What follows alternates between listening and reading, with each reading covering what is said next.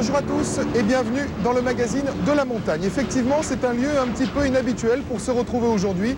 J'ai le plaisir de vous accueillir au Québec, dans la région du Saguenay-Lac-Saint-Jean, une région que vous allez découvrir depuis le niveau de la mer. Nous sommes sur un bateau jusqu'au sommet des monts Valin, tout là-bas, à 1000 mètres d'altitude. Ça sera l'occasion de comprendre comment les populations locales ont pu s'adapter à cette nature sauvage et à ce climat très rude.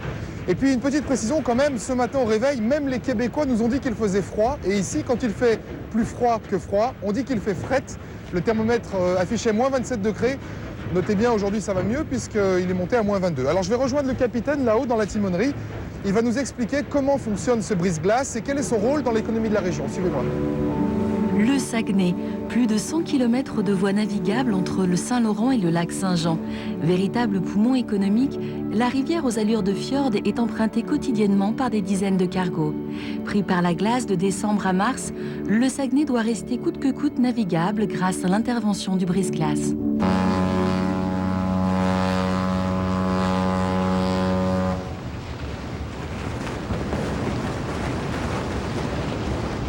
Morenborg, le Pierre Addison. Oui, Addison, Morenborg. Oui, pilote, on va rester à 12 nœuds là, pour un petit bout de temps. J'aimerais ça, si c'était possible, que vous augmentiez la distance entre nous deux, peut-être à un quart de mille. Un quart de mille, OK. Merci. Vous êtes obligé de le prévenir pour toutes vos manœuvres?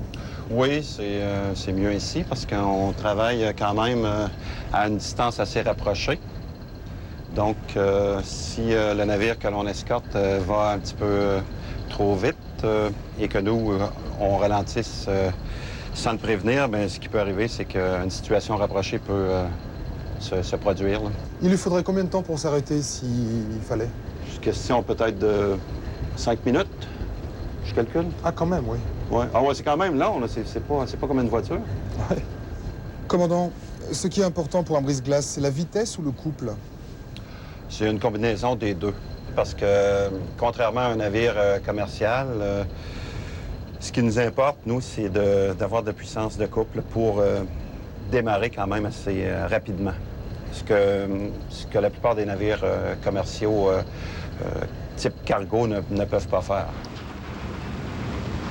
À l'avant, l'étrave, elle doit avoir une forme particulière pour écraser la glace, pour la briser? Ici, c'est une étrave de type maillère qui fait en sorte que l'on peut briser la glace autant par compression verticale que par Donc vous compression l'écrasez en fait horizontale. en passant?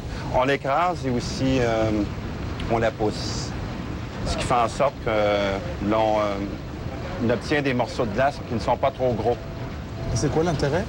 L'intérêt, c'est pour faciliter le dégagement de la glace à l'arrière du navire pour les navires que l'on escorte.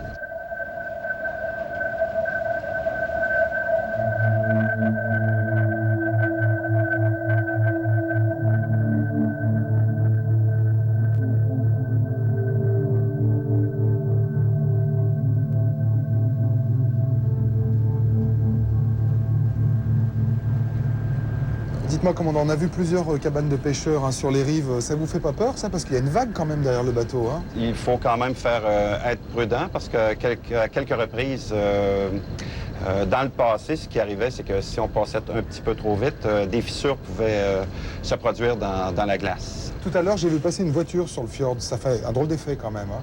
Ouais, Est-ce qu'il a pris des risques, le gars? Pour moi aussi, ça fait un drôle d'effet. Normalement, on n'en voit pas souvent. On l'a vu circuler de jour, donc quand même, il voit très bien les dangers potentiels qu'il peut rencontrer devant lui. Il les voit. Il nous a vus, j'imagine, aussi, j'espère. Il va mieux? J'espère, sinon... Merci beaucoup, commandant. OK.